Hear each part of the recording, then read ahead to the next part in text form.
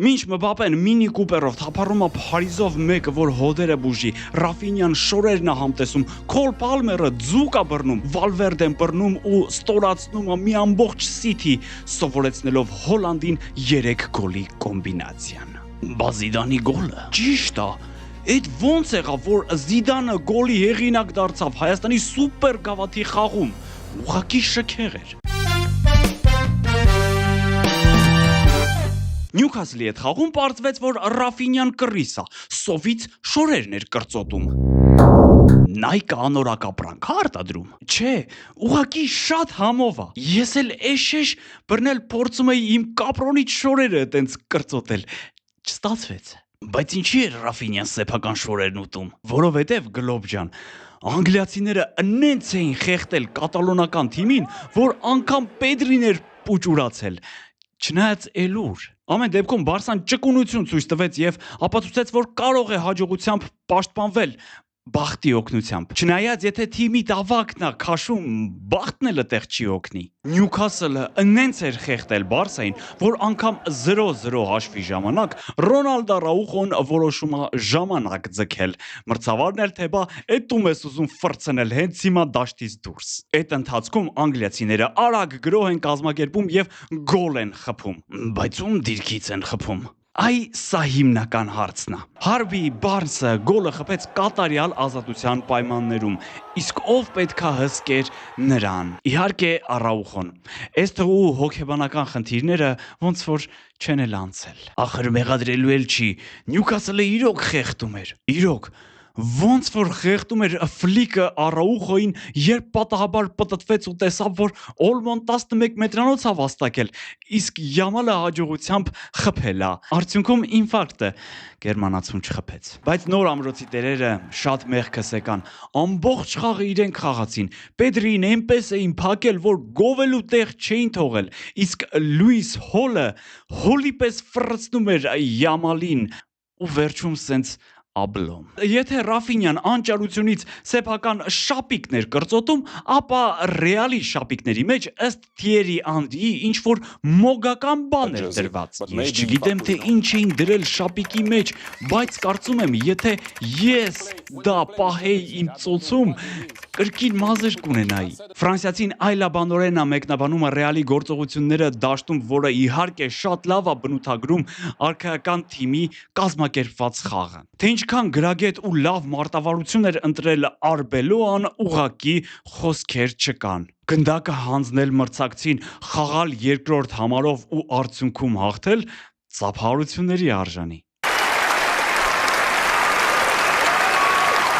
Իսկ խաղի լավագույն ֆուտբոլիստին դեռ կանդրադառնանք ամենավերջում։ Դուք բաժանորդագրվեք, որ Վալվերդեն իրեն ավելի լավ զգա, որովհետև մեր հաղորդման լավագույն բարեկամներից է։ Հիմա Սիթիի մասին։ Ժերեմի Դյոկուն որքան էլ շատ լավ ֆուտբոլիստ է, բայց Ռեալի դեմ խաղում ինքը ուներ էս տեսքը ընդամենը։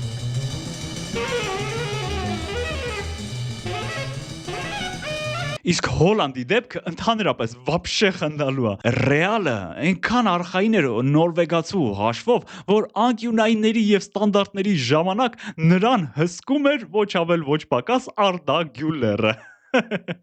Ուղղակի ձեռ էին առնում։ Ցավոք վերջնական պարզ է դառնում, որ առանց թիմի լավ խաղի Հոլանդը ուղղակի փուչիկ է։ Օդ։ Բայց միևնույն է, քաղաքայինները չէին հանձնվել։ Խաղից հետո հարցին, թե արդյոք կլինի քոմբեք, նրանք պատասխանում էին։ Այո, իհարկե։ Բա դա հարց էր։ Նեղացնում ես քուրս։ Իսկ դուք ինչ եք կարծում, կլինի արդյոք այդ պատմական քոմբեքը, թե ուղղակի Սիթին օթոթ խոսում է։ Իսկ դու ասում էիր, թե Բեռնաբեուի կախարդանք չկա էլ։ Էլի եմ ասում, սա շատ կազմակերպված, հավասարակշռված խաղ էր Մադրիդում, շատ լավ երեկո ֆուտբոլասերների համար։ Իսկ այ կլինի նման մի երեկո Սանտիագո Բեռնաբեուում, բայց առանց Ռեալի մասնակցությամբ, թե ոչ,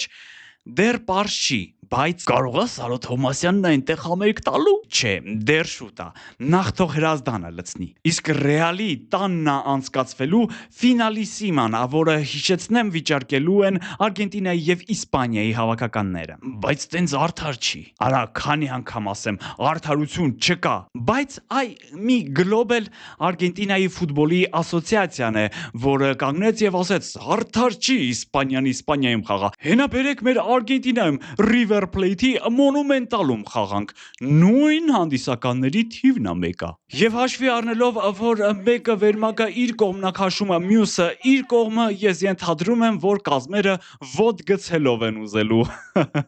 Բայց կատակը մի կողմ նկարահանման պահին ոնց որ թե քննարկվում էր Wembley-ի տարբերակը։ Եթե արդեն պարզը ու գիտեք թե որտեղ է տեղի ունենալու այդ խաղը, խնդրում եմ գրեք մենք էլ իմանանք։ Ու ինչ գրում եք, առաջարկում եմ զուգահեռ ծանոթանալ առաջիկա խաղերին, որից հետո մեզ մոտ Չավի Լապորտա հերակա պայքարը շարունակվում է ու դե Valverde-ին ներկայացնում ենք որպես բոնուս։ Մարտի 14-ին Անգլիայում Չելսին կընդունի Նյուքասլին, Իսպանիայում Ատլետիկոն Խետաֆեին, Գերմանիայում Լևերկուզենի Բայերը Բավարիային, իսկ Իտալիայում հաշմանդամ Ատալանտան հյուր կգնա Ինտերին։ Ինչու հաշմանդամ, բա տեսակ Բավարիան ինչ արեց։ Մարտի 15-ին կրկին Անգլիա, Լիվերպուլ Տոտենհեմ, Մանչեսթեր Յունայթեդ Ասթոն Վիլա, Իսպանիայում Բարսելոնան կընդունի Սևիլիային, Իտալիայում հետաքրքիր խաղեր սպասվում Կոմո, Ռոմա, Լացիո, Միլան զույգերի միջև։ Իրանը չի մասնակցի աշխարհի առաջնությանը։ Կրկին նորին մեծություն քաղաքականությունը միջամրտում է սպորտին, բայց սպորտը վեր է քաղաքականությունից։ Իմ սիրուն տղա։ Իրանի սպորտի նախարարը հայտնել է, որ իրենք չեն մեկնի ԱՄՆ, թե բա այդ երկիրը մեր վրա բոմբեր ա գցում, մենք ոնց ենք գնալու։ Թրամփն էլ իր հերթին ասել է, որ անցանկալի է Իրանի հավաքականը իրենց երկրում։ Իրանի փոխարեն աշխարհի ամենասպասված մրցաշարին կարող են մասնակցել Իրաքը կամ Արաբական Միացյալ Էմիրությունները, որոնք Իրանից հետո ամենաբարձր տեղերն են զբաղեցնում աստիական ցուցակում։ Իսկ Իտալիան, տեսնելով այս ամենը, կողքի անկյունում լուրջ ծխում է, թե բա մենք պետքա ճղվենք, որոշները հենց նենց գնան։ Չավին բոլորիս աչքի առաջ դառնում է հակահերոս ու դա շատ ցավալի է, բայց ինքը Բարսայի լեգենդն է։ Այ սենց են մարդիկ իրենց անունը կեղտոտում։ Նախորդ թողարկմանը պատմեցինք, թե ինչպես էր Չավին ասում, որ 2023-ին Մեսսիի տեղափոխությունը, ավելի ճիշտ վերադարձը Բարսելոնա արդեն պատրաստ էր, Լա Լիգան կանաչ լույս էր ցույց տվել եւ միայն Լապորտան է խանգարել այդ տեղափոխությանը։ Դրանից անմիջապես հետո Լա Լիգայի նախագահ Խավիեր Տեբասը հարցազրույց տվեց եւ ասաց, որ Չավին ստում է։ Նախ Բարսան չէր դիմել Մեսսիին գրանցելու համար, երկրորդ անհնար կլիներ գրանցել նրան, անգամ եթե նա ամենացածր աշխատավարձով պայմանագիր կնքեր։ Այլ կերպ ասած, Չավին սուտասան է հանում։ Ֆու, չենք խորանում։ Ուղղակի ափսոսում ու անցնում ենք առաջ։ Ատլետիկոն մորթեց Տոտենհեմին, իսկ ֆաները պատրաստվում էին խորովել։ Մետաֆորաները շատ պատկերավոր են, բայց ես ուղիղ եմ ասում։ Տոտենհեմին պատրաստվում էին խորովել հենց տրիբունայում։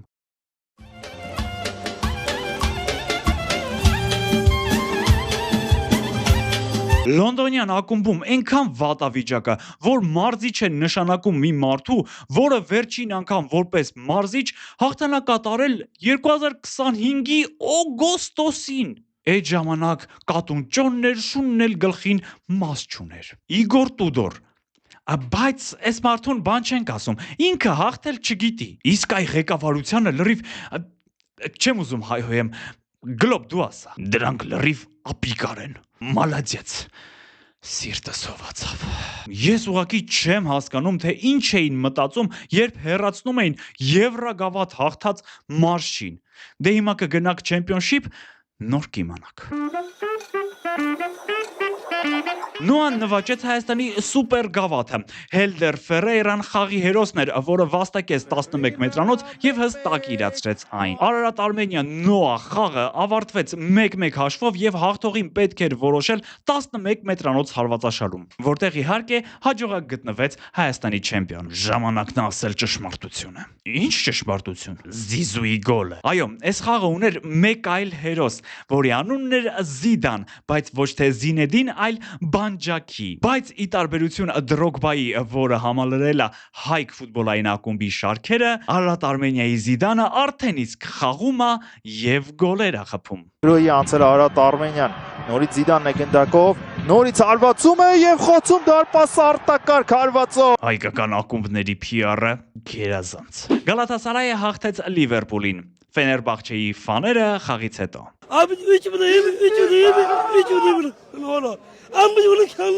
Իսկ եթե լուրջ, ապա այս հաղթանակը Վիկտոր Օսիմենի մասին էր։ Նիգերիացին շարունակում է քարշ տալ թուրքերին։ Դրա համար էր լացում։ Չէ, նա լաց էր լինում, որովհետև երկրպագուները շատ հուզումնալից պոստեր էին պատրաստել նվիրված նրա մորը, որը մահացել է, երբ Վիկտորը 2-3 տարեկան է եղել։ Շատ ծանր մանկություն է ունեցել այս ֆուտբոլիստը։ Եկեք հուսանք, որ Վիկտորը կվերադառնա եվրոպական թոփ առաջնություններ, որովհետև նա իրոք շատ լավ հարձակվող է։ Իսկ Լիվերպուլին ցանկանում ենք քաջ առողջություն եւ մազեր։ Նորվեգական երազը շարունակվում է